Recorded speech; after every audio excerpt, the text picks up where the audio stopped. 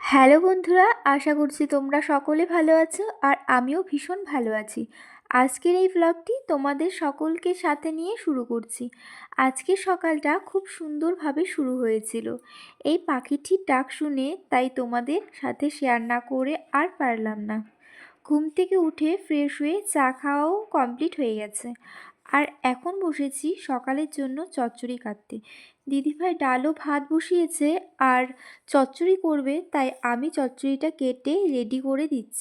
একজন এভাবে কেটে ধুয়ে রেডি করে দিলে না, রান্নাটাও দেখবে খুব তাড়াতাড়ি হয়ে যায়। আর ঘরে এসে দেখি তোরা রানীরও ঘুম হয়ে গেছে। আজ একদম কান্না করে ওঠেনি, ঘুম থেকে উঠে আমাকে না দেখতে পেলে প্রায় কান্না করে। আজ মনে হচ্ছে ঘুমটা একদমই ফ্রেশ হয়েছে, তাই ঘুম থেকে উঠেই ভীষণ খুশি, তোমরা দেখতেই পাচ্ছ। আর মেয়েকে খুশি দেখে আমিও খুব খুশি।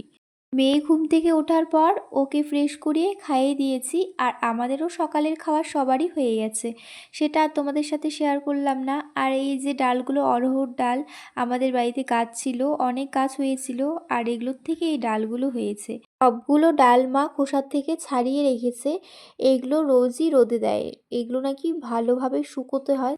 আজ শনিবার, তাই সব কিছু নিরামিষ রান্না করবে মা। আমরা আগাগোড়ার থেকেই শনিবারে নিরামিষ খাই। আমিও এখনও স্নান করিনি আর মেয়েকেও স্নান করাইনি, সব কিছু আগে রোদে দিয়ে নিলাম। তারপর আজ একটু আলুর চিপস দেব। আর মেয়ে এদিকে ডালগুলো নিচে ছিটিয়ে ফেলে রেখেছে, ওগুলোই আমি এখন উঠিয়ে নিচ্ছি। আর মেয়ের জন্য কোনো কিছু রোদে দিতেও মা ভয় পায়, বিশেষত ডালগুলো, কারণ ডালগুলো নিয়ে ও ছুঁড়ে ছুঁড়ে ফেলে দেয়। আমি এভাবে মেলার পর মা আমাকে বলছিল এভাবে মেললে হবে না, আরও বড় করে মেলে দিতে হবে। আর আমি যতই ছড়িয়ে মেলছিলাম মা বলছিল আরও বড় করে মেলে দিতে, তাই বুঝতেই পারছিলাম যে কতটা বড় করে মেলবো। তাই মাকে বলেই ফেললাম যে মা তুমি তাহলে বড় করে ছড়িয়ে মেলে দিও। আর মা ওদিকে জামা কাপড় কেচে দিচ্ছিল। আমাদের এখানটায় না খুব সুন্দর জল আসে, এটা হচ্ছে টাইম কলের জল, আর জলটা দিয়ে জামা কাপড় ধুলে না জামা কাপড়গুলো খুব ঝকঝক করে। তাই মা এখানেই জামা কাপড়গুলো কেচে দিচ্ছিল তাড়াতাড়ি করে, কারণ তারপর মা রান্নাঘরে চলে যাবে। আর আমি এখানে বসেছি আলুর চিপস দিতে। আমাদের বাড়ির সবাই আলুর চিপসটা খেতে ভীষণ ভালোবাসে, আর এই আলুর চিপসটা খেলে না কোনো রকম গ্যাসও হয় না, যেটা অন্য চিপস খেলে তবুও গ্যাস হয়। আর এটা খেতেও ভীষণ ভালো লাগে। আর আমি মেয়ের কথা ভেবেও চিপসটা দিচ্ছি, কারণ মেয়ে এখন বাইরের প্যাকেটের চিপসগুলো খেতে ভীষণ বায়না করে। আমি একদমই সেটা খেতে দিই না মেয়েকে, তাই ভাবছি ও যখন খেতে চাবে চিপস, তখন আমি ওকে এই আলুর চিপসটা ভেজে দেবো, তবুও ওর কোনো ক্ষতি হবে না খেলে। আলুগুলোকে আমি একদম পাতলা পাতলা করে কেটে নিচ্ছি। আমি কিন্তু অন্য সময় আলুর খোসাগুলো ছাড়িয়ে তারপরে কাটি। আজ কি মনে হলো যে আলুর খোসা সমেতই কেটে নিলাম, তবুও কিন্তু এভাবেও খাওয়া যায়।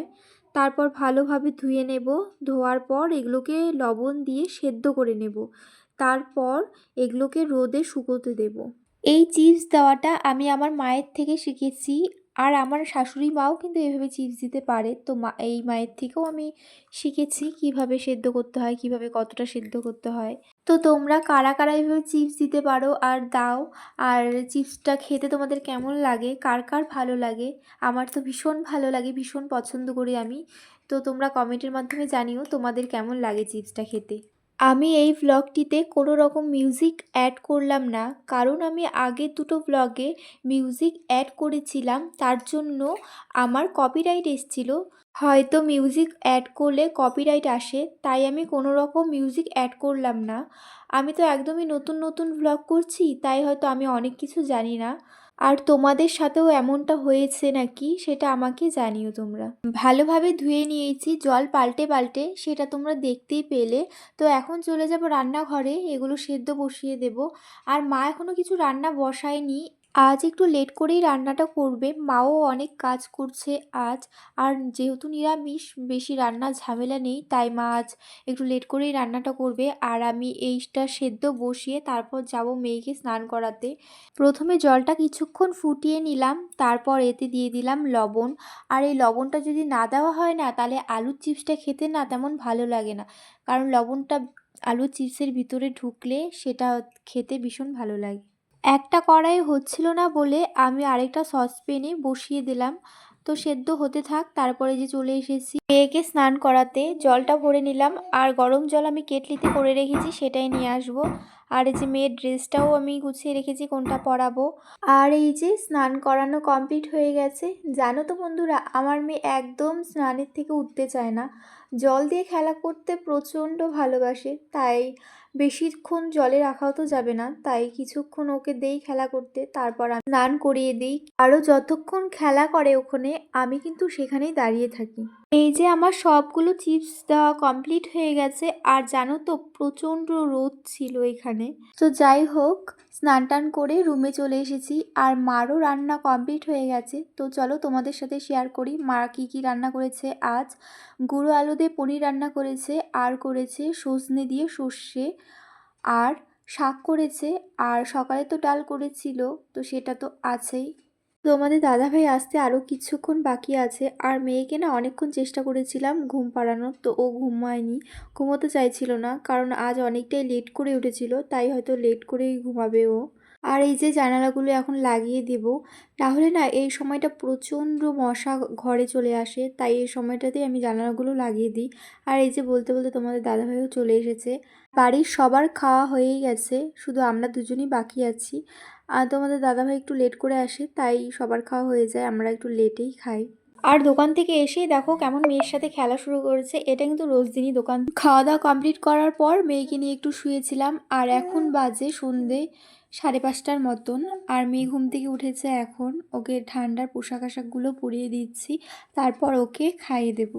আর এই যে মহারানী ঘুম থেকে উঠে কিছুক্ষণ মায়ের আদর খাবে, তারপর কোল থেকে নামবে। এটা রোজ দিনেরই ঘটনা। একে খাওয়ানো হয়ে গেছে, দিয়েছি ওর দিদি আর জেম্মার কাছে, ওখানে কিছুক্ষণ খেলা করবে। আর দেখো বিছানাটার কি অবস্থা হয়েছে, তো এখন গুছিয়ে নেব, তারপর বাবা মাকে চা দেবো আর আমিও একটু চা খেয়ে নেব। আর মেয়েকে একটু বই পড়াতে বসাবো, এটা আমি রোজ দিনই করি, শুধুই অভ্যেসের জন্য। বিছানাটা গুছানোর পর ঘরটাও একদম ঝাঁপ দিয়ে নিয়েছিলাম আর ভালোভাবে পরিষ্কারও করে নিলাম। ও 17, 19, 21, 22, 23, 24, 25। আজকের মতো ভ্লগটি এই পর্যন্তই। দেখা হচ্ছে অন্য কোনো আরও একটি সুন্দর ভ্লগে। আমার এই ভ্লগটি তোমাদের কেমন লাগলো সেটা কমেন্টের মাধ্যমে আমাকে জানিও। আর আমার ছোট্ট চ্যানেলটির পাশে থেকে একটি লাইক, একটি সাবস্ক্রাইব করে আমাকে আরও এগিয়ে যেতে সাহায্য করো। বন্ধুরা, আজকের মতো টাটা।